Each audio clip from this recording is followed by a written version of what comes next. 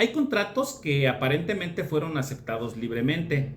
Las dos personas firmaron, las dos dijeron que sí, todo parece correcto, pero jurídicamente la persona puede estar viciada y cuando la voluntad está viciada, el acto jurídico puede perder validez. Sean bienvenidas y bienvenidos nuevamente al canal del estudio. En este video vamos a entender uno de los temas más importantes del derecho civil, los vicios de la voluntad, es decir, aquellas situaciones donde una persona sí manifiesta su voluntad, pero lo hace bajo un error, bajo un engaño o incluso bajo violencia. Y esto es clave entenderlo, porque en derecho no basta solamente con decir yo acepté, también importa cómo se formó esa voluntad. Primero tendremos que entender algo fundamental. Maestro Rafael Rojina Villegas nos explica que el error es una creencia contraria a la realidad. Es decir, la persona actúa pensando en algo falso y justamente por esa creencia equivocada decide celebrar un acto jurídico. Por ejemplo,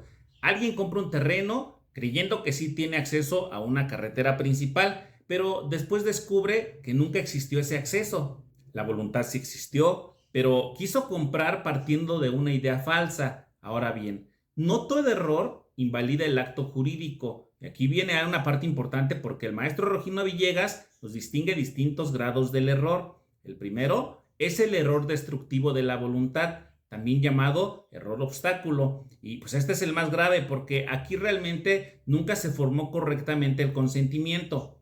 Las partes creen estar celebrando lo mismo, pero en realidad pues están hablando de cosas distintas. Por ejemplo, una persona que está comprando una casa y la otra piensa que solamente la está rentando. Aquí no existe verdadero acuerdo de voluntades y justamente por eso el acto puede considerarse inexistente. Después encontramos el error que vicia la voluntad, que posiblemente sea el más común.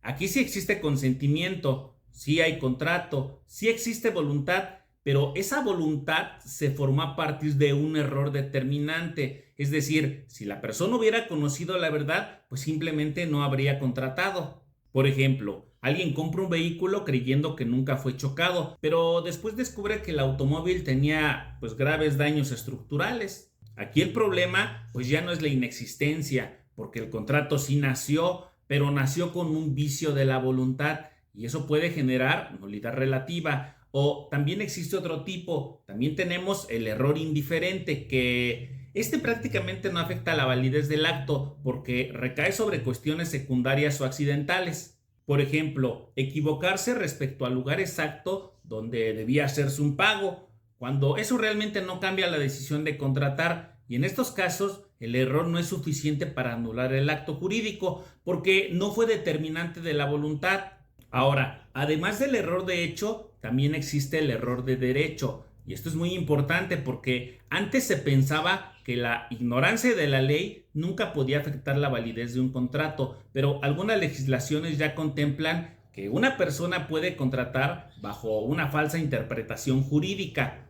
Por ejemplo, alguien celebra un contrato creyendo que cierta norma legal le permitía hacerlo, pero después descubre que interpretó incorrectamente la ley. Y esa creencia jurídica falsa fue precisamente lo que motivó el acto. Entonces, el error de derecho también puede nulificarlo. El segundo es el dolo, y en el dolo ya implica un engaño, es decir, maquinaciones, trampas, etcétera, que son realmente conductas dirigidas específicamente a provocar un error. Aquí ya no hablamos solamente de una equivocación espontánea, sino que alguien provoca el error.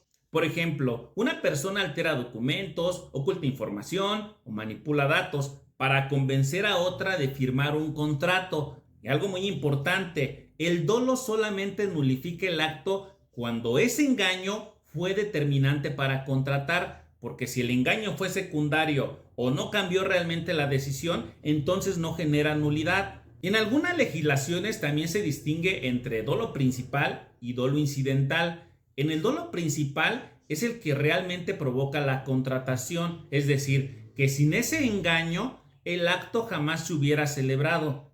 Ese sí nulifica. Y el dolo incidental, en este solamente afecta aspectos secundarios y aunque haya existido engaño, el contrato probablemente sí se hubiera celebrado. Y es por ello que no genera nulidad. El tercero, la mala fe. La diferencia es muy importante porque en comparación con el dolo, que ya dijimos que aparece cuando una persona provoca a propósito el error, en la mala fe, la persona simplemente descubre que la otra está equivocada y decide aprovecharse de eso, es decir, guarda silencio intencionalmente para obtener una ventaja, y eso también puede viciar la voluntad.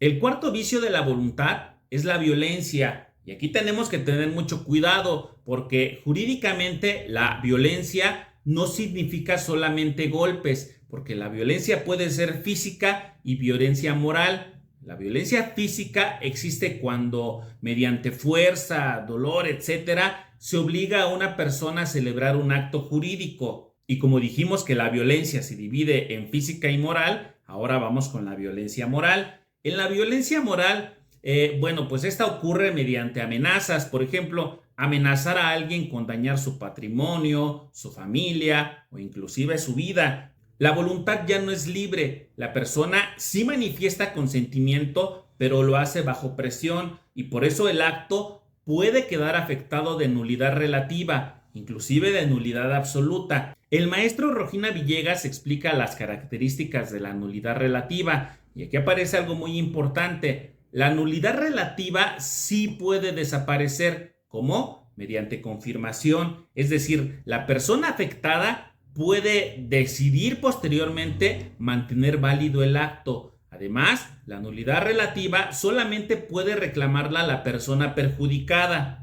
y también prescribe con el tiempo. Como ya vimos, el derecho busca proteger una voluntad libre, real, consciente y correctamente formada, porque un acto jurídico no debe producir efectos válidos cuando nació a partir de un error determinante, del engaño o de la violencia. En este video vimos que la voluntad puede verse afectada por distintos vicios jurídicos, como vimos el error, el dolo, la mala fe y la violencia. Y entendimos que no todo error invalida un acto jurídico, sino únicamente aquel que realmente afecte la manera determinante la voluntad de la persona. Si este video te ayudó a entender mejor este tema, te invito a que la apoyes con un like, que me dejes tu comentario y que lo compartas con más interesadas en estos temas. Gracias por quedarte hasta el final y si quieres ir avanzando paso a paso, te espero en el siguiente video. ¡Gracias!